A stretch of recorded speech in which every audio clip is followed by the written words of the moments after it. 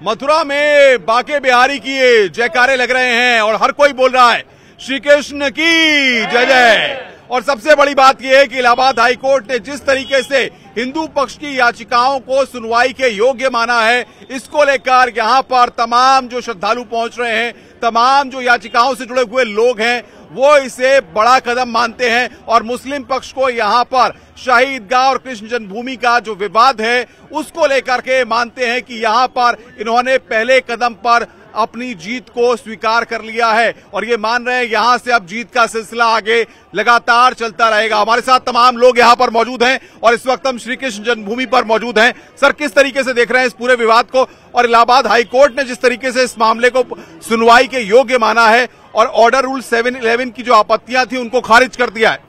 देखिए, न्यायालय ने बहुत ही ऐतिहासिक निर्णय दिया है। मुस्लिम पक्ष ने ऑब्जेक्शन किया था कि ये मुकदमे सुनवाई योग्य नहीं है, तो माननीय न्यायालय ने 711 पर भी बहस की, वक्फ बोर्ड एक्ट पर बहस की, लिमिटेशन एक्ट पर बहस की। तो माननीय न्यायालय ने हिंदू पक्ष और मुस्लिम पक्ष के अधिवक्ताओं के मध्य में जो बहस हुई वो लगातार 2 महीने चली और 2 महीने में हिंदू पक्ष और मुस्लिम पक्ष को सुनने के बाद में माननीय न्यायालय ने एक ऐतिहासिक निर्णय दे दिया है और माननीय न्यायालय ने कहा है कि ये मुकदमे सुनवाई योग्य हैं। उनकी जो मेंटेलिटी की याचिका थी मुस्लिम पक्ष की वो खारिज कर दी है। अब हिंदू पक्ष की बहुत बड़ी जीत हो गई है, अब रास्ता साफ हो गया है। अब हम सुप्रीम कोर्ट में इस ऑर्डर को लगाएंगे और सुप्रीम कोर्ट भी सबूतों के आधार पर न्याय करेगा। क्या मानते हैं मुस्लिम पक्ष ने जिस तरीके से जो ऑर्डर रूल 711 की जो आपत्तियां लगाई थी उसको भी पूरी तरह से खारिज किया है, तो हिंदू पक्ष इसे कैसे देख रहा है? बिल्कुल, अब तो कान्हा का मंदिर निश्चित रूप से बनेगा। पहली सीढ़ी हमने पार कर ली है और सबसे बड़ी बात, दिनेश शर्मा जी जो हैं ये मुख्य वादी हैं उसमें हिंदू पक्ष से, और उन्होंने संकल्प ले रखा है कि जब तक भगवान श्री कृष्ण का मंदिर नहीं बनेगा तब तक मैं ना तो अन्न ग्रहण करूंगा ना पैरों में चप्पल ही नहीं पहनूंगा। तो आज ये नंगे पैर रहते हैं और ये अन्न का सेवन नहीं करते। क्या लगता है अब हिंदू पक्ष जिस तरीके से तमाम जो बातों को, दलीलों को दे रहा था, जिनको लेकर के कोर्ट में बातें रखी गई थी, वो कौन कौन से आधार थे? देखिए, आधार तो सबसे पहले तो हिंदू पक्ष में तो सारे सबूत है और इस जो मुकदमा है ये पहले भी, आजादी से पहले भी चल चुका है, तो उसके आधार बना करके कोर्ट ने फैसला दिया है कि जो पहले चल चुका है उसी के आधार पर 8 याचिकाओं पर पूर्ण रूप से सुनवाई की जाएगी। जैसे अयोध्या में राम मंदिर का जो मसला था वो भी इसी तर्ज पर कोर्ट में गया था और उसको भी सुनवाई के योग्य माना गया, तब एक अदालती लंबी लड़ाई चली और उसके बाद राम मंदिर बनते हम सब ने देखा और अब लगातार देख रहे हैं। ऐसे ही अब कृष्ण जन्मभूमि का मसला, क्या कहेंगे आप? जैसे राम मंदिर का अब हमने नया रूप देखा है, ऐसे ही कृष्ण जन्मभूमि को भी अब भव्य तरीके से बनता हुआ देखेंगे। इसकी पहली सीढ़ी आज हमने पार कर ली है और हमें पूरा यकीन है कि आगे जो भी साक्ष्य हमारे पास हैं वो इतने काफी हैं कि हम मुस्लिमों को या जो भी विरोधी हैं उनको हम इसका जवाब दे सकें और हमारा मंदिर, हमारे प्रभु बहुत जल्द ही अपने गर्भगृह में पुनः स्थापित होंगे। क्या लगता है हिंदू पक्ष का दावा क्यों ज्यादा मजबूत है? क्यों आप लोग? हमारे पास सारे सबूत हैं। हमारे पास जो भी खसरा खतौनी, बिजली के बिल और जितने भी जो पेपर वर्क है हमारा वो कंप्लीट है। उनके पास एक भी बिजली का बिल तक नहीं है। जिससे मैडम, आप कैसे देख रही हैं जिस तरीके से कृष्ण जन्मभूमि पर ही हम मौजूद हैं और जिस तरीके से लोगों में उत्साह है इस खबर के बाद, आप कितनी खुश हैं?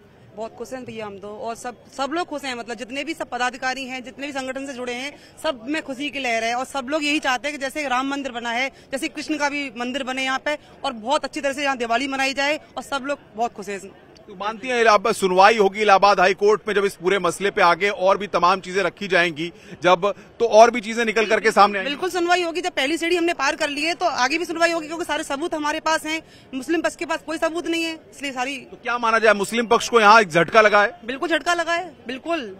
हम लोगों को तो मतलब पक्ष में लाया ना इस चीज के लिए कि हम आगे बढ़े और हमें पहली सीढ़ी पार करने के लिए मिल गई है, तो फैसला हमारे ही पक्ष में होगा। भाई साहब, जब आप दर्शन करने आते हैं और इससे पहले दर्शन करते थे, अब जब ये मसला इलाहाबाद हाई कोर्ट ने इस तरीके से बात को सुनवाई के योग्य माना है, कितने आप प्रसन्न हैं? सबसे पहले मैं चैनल को बहुत बहुत शुभकामनाएं देता हूं और मैं ये कहना चाहता हूं, बोलिए कृष्ण कन्हैया लाल की जय।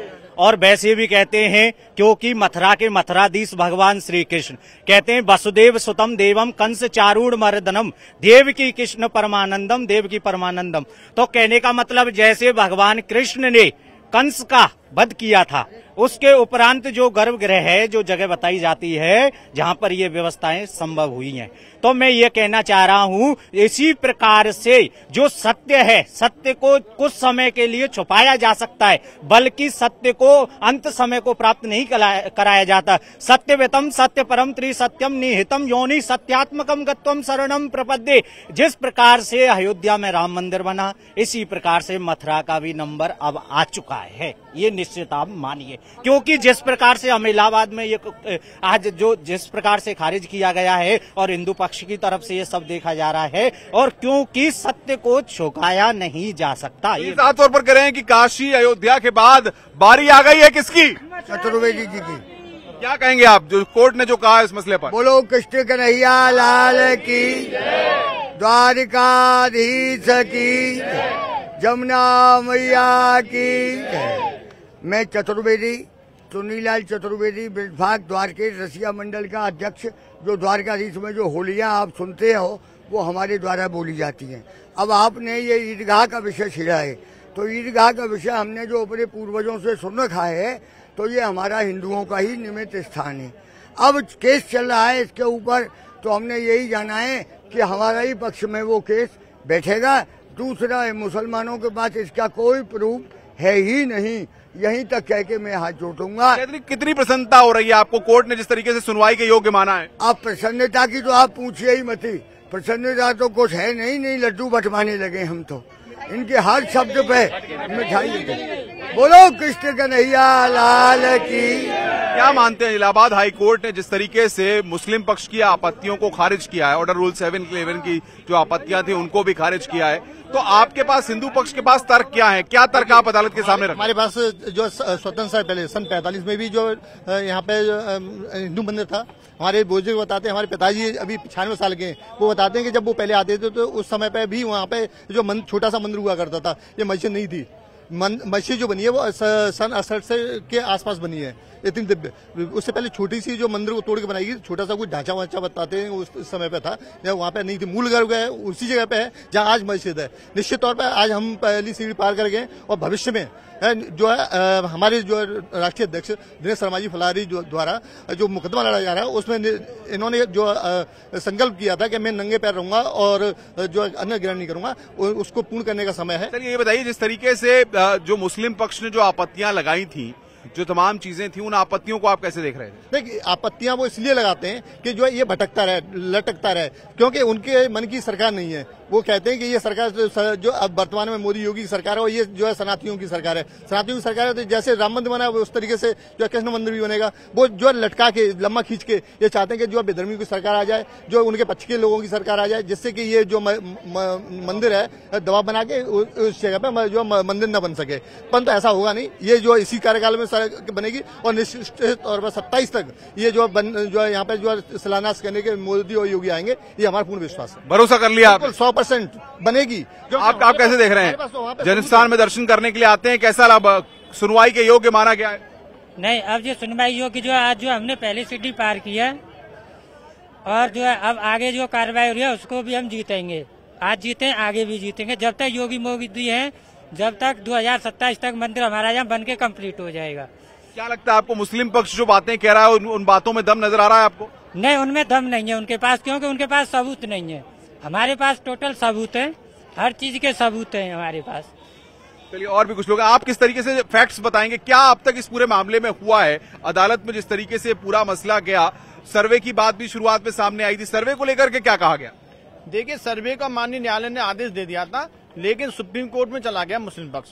तो मुस्लिम पक्ष को सुप्रीम कोर्ट ने यही कहा कि भाई, उन्होंने स्टे कर दिया सर्वे को, और उन्होंने मुस्लिम पक्ष से कहा, हाईकोर्ट से भी कहा कि जब तक 711 पर बहस पूरी नहीं हो जाती, जब तक ये स्टे रहेगा। तो माननीय हाईकोर्ट में 711 पर बहस पूरी हो चुकी है, लगातार 2 महीने बहस चली, अब रास्ता साफ हो चुका है। अब मुस्लिम पक्ष के पास कुछ भी नहीं बचा जिससे वो सुप्रीम कोर्ट में जाए और ये कहे कि अब 7 पहले तो वो इसी पे ये की बहाना था कि साहब बर्थ सर्टिफिकेट 19 में बना हुआ है, आप इसमें सर्वे का ऑर्डर कर ही नहीं सकते। अब उनकी ये एप्लीकेशन खारिज हो गई है, अब रास्ता साफ हो गया है। क्या लगता है, सर्वे तो सुप्रीम कोर्ट में, लेकिन आपका मुस्लिम पक्ष जो बात कर रहा है उनमें कुछ दम न लगेगा आपको? सुप्रीम कोर्ट में ये जाएगा मुस्लिम पक्ष? तो हिंदू पक्ष कितना मजबूत हो रहा है? हिंदू पक्ष में जाएगा, मुस्लिम में नहीं जाएगा। हिंदू पक्ष मजबूत लग रहा है? खुशी हो रही है आपको? आप क्या मानते हैं, किस तरीके से जो दलीलें दी गई हैं उनको किस आधार पर मानते हैं? देखिए, मदन मोहन मालवीय जी ने जब मंदिर का पुनर्निर्माण कराया तो मस्जिद की जो जगह थी वो करीब 2 एकड़ में है मस्जिद, लेकिन सब लोग ये जानते हैं कि किस प्रकार से कांग्रेस के दबाव में समझौता हुआ। समझौता ही तो हुआ था, पूरी जगह तो हिंदुओं की है, ये तो पेपर भी कहते हैं।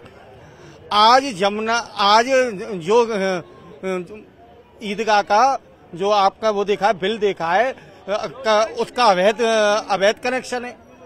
वाटर का, बिजली का और जिसका नगर निगम का टैक्स है वो भी हिंदू पक्ष श्री कृष्ण जन्मभूमि संस्थान देता है। तो इनका कहाँ है ये जगह? वो तो केवल बरगला करके ये चाहते हैं कि ये केस सालों साल चलता रहे, अयोध्या की तरह लेट हो। लेकिन वो मर्यादा पुरुषोत्तम श्री राम थे, ये भगवान श्री कृष्ण है जो चक्रधारी है, और ये तत्काल फैसला करते हैं। तो निश्चित रूप से जैसे बड़े भाई साहब ने कहा 2027 तक निश्चित फैसला हो जाएगा और शिलान्यास हो जाएगा, क्योंकि भगवान राम मर्यादा के प्रतीक हैं और श्री कृष्ण विध्वंसकारियों के नाश के लिए वो सुदर्शन चक्र उठाने में देर नहीं।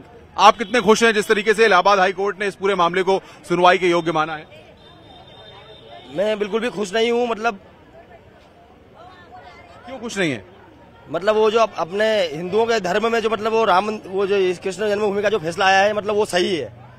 मतलब आप मानते हैं कि सुनवाई के योग्य जो कोर्ट ने माना है सही माना है? हाँ, सही है बिल्कुल। क्या चाहते हैं, मंदिर बनना चाहिए? मंदिर बनना चाहिए ना, जैसे अयोध्या में राम मंदिर बना है, ऐसे काशी विश्वनाथ में जो काशी विश्वनाथ जी का मंदिर बना है, वहाँ पर भी जाके आया हूँ। अभी काशी विश्वनाथ और अयोध्या भी घूम के आया हूँ, बहुत अच्छा लगा। और मतलब अपने हिंदुओं के पास सारा सबूत है और मंदिर बनना चाहिए, भव्य मंदिर बनना चाहिए यहाँ पर भी। मैडम, क्या लगता है आप बस इंतजार कर रही हैं, आप प्रतीक्षा कर रही हैं उस दिन की जिस दिन मंदिर बनेगा? बताइए, मंदिर बनेगा उस दिन? हाँ, बिल्कुल बनेगा, बिल्कुल बनेगा। और इंतजार है हम सब लोगों को मंदिर बने कृष्ण भगवान का। सब बड़े आराम से इंतजार कर रहे हैं सब लोग। आप क्या इंतजार आप भी कर रही हैं? जी बिल्कुल, इंतजार हमारा अब आज से हमारा इंतजार मतलब एक काउंटडाउन स्टार्ट हो चुका है कि ये जो स्टेप है, फर्स्ट स्टेप स्टार्ट हो चुका है। तो बहुत जल्दी हम इसको आगे मतलब देख रहे हैं कि इसी सरकार में मतलब मोदी योगी जी के ही सानिध्य में हम चाहते हैं कि ये कार्य हो। आप कैसे देख रही हैं, जिस तरीके से कहा जाता है कि पहला कदम जब जीत के लिए रखा जाए तो मनोबल काफी बढ़ता है? नहीं, देखिए, ये बात तो सत्य है कि सत्य कभी किसी को पराजित नहीं कर सकती, विचलित कर सकती है। लेकिन आज वो सीढ़ी है कि आज सभी ब्रजवासी बहुत खुश है, क्योंकि अपनी खोई हुई चीज जो औरंगजेब ने नष्ट कर दी थी वो दोबारा हम लोगों को मिल रही है। क्योंकि पहली सीढ़ी हम चढ़ चुके हैं। पहली सीढ़ी जब चढ़ता है इंसान तो उसे अपने आप कॉन्फिडेंस आ जाता है कि आज नहीं तो कल हमारे को मिलेगा ही वो, और ये सुनिश्चित है क्योंकि हम जन्मभूमि के सारे ब्रजवासी जितने खड़े हैं। आज होली आने से पहले ही होली बन गई है यहाँ, ये कितना अच्छा विषय है। और देखिए, होली आने से पहले होली बन गई, आप लोग भी यहाँ आके कवरेज करते हैं ब्रजवासियों की। तो आज तो देखिए, यहाँ तो वैसे हर दिन त्योहार है, हर दिन पर्व है, लेकिन जब त्योहार से पहले त्योहार मनता है तो वो खुशी और उल्लास अलग ही होता है। तो आज सभी मेरी बहनें, सभी ब्रजवासी खड़े हैं और मैं इनसे कहूंगी, बोलो वृंदावन बिहारी लाल की जय, जय जय श्री राधेश्याम। बताइए, कृष्ण लला हम आएंगे, मंदिर यही बनाएंगे। तो देखिए, और भी लोग हैं यहाँ पर। सर, जिस तरीके से माना गया कि करोड़ों जो कृष्ण भक्त हैं, आज उनके लिए कितना बड़ा दिन आप मान रहे हैं? आज बहुत खुशी का उल्लास है और ये मानो एक तरह से दीपावली महोत्सव मनाया जा रहा हो या होली महोत्सव, जो हमारे जैसे होली महोत्सव है हमारे जो हिंदू धर्म में जो त्योहार पर्व है मान्य होते हैं, इसी प्रकार से होली महोत्सव मनाया जा रहा है और खुशी की बड़ी उल्लास है। और जो बात कही गई कि सत्य को सदैव पराजित नहीं किया जा सकता, बल्कि उसको कुछ दिन के लिए झुकाया जा सकता है, इसीलिए आज सत्य भी उजागर हो चुका है।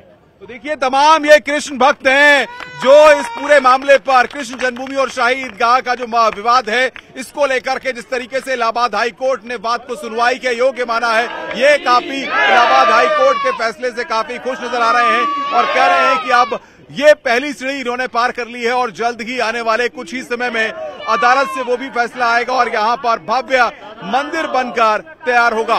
कैमरामैन मुनमुन के साथ अनुपम मिश्रा, न्यूज़ 18, कृष्ण जन्मभूमि, मथुरा।